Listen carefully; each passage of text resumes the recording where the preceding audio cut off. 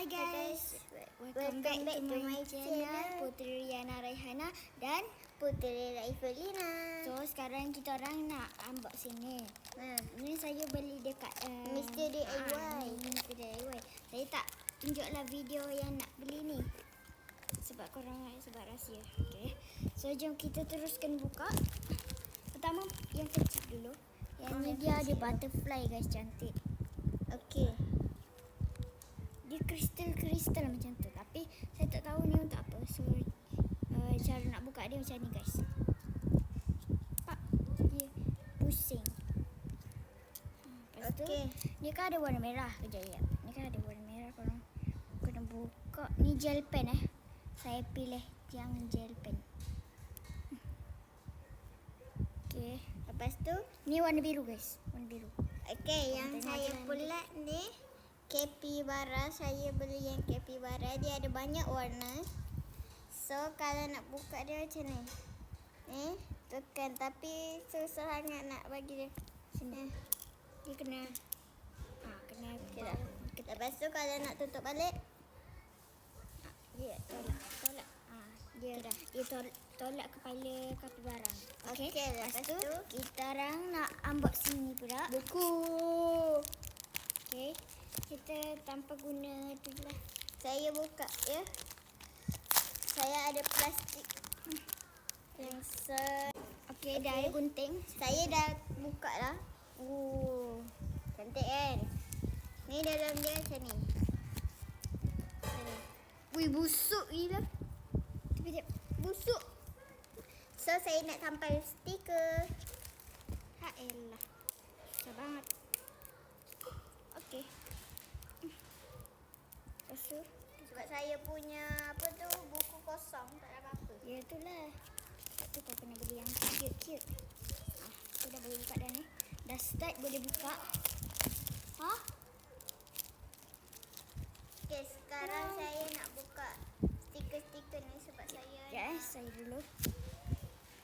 Apa ni guys? Comel lah. Ni, okey. Ni magnet tau guys. Magnet. Sekejap, sabar. Buka. Bismillahirrahmanirrahim. Wih, comel lah guys. Wow.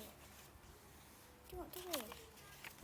Comel. Saya masih belum habis menampal-nampal ya. Oh my god. Widih.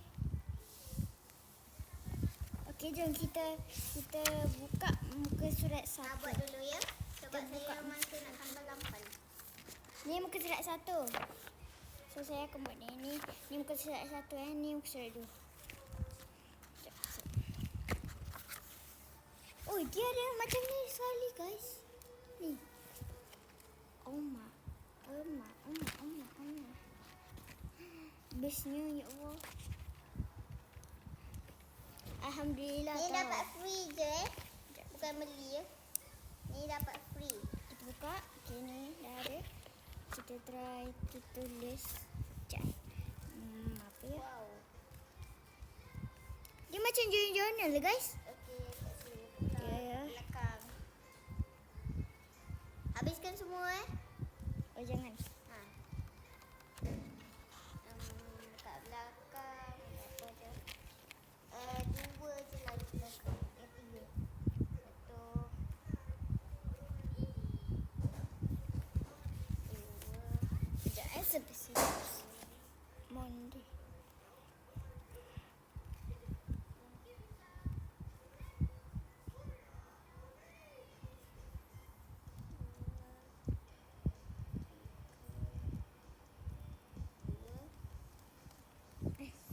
Monday. Tiga. Okay, ni last Ni. Okay, Monday. Yang Monday ni 01 Disember ya.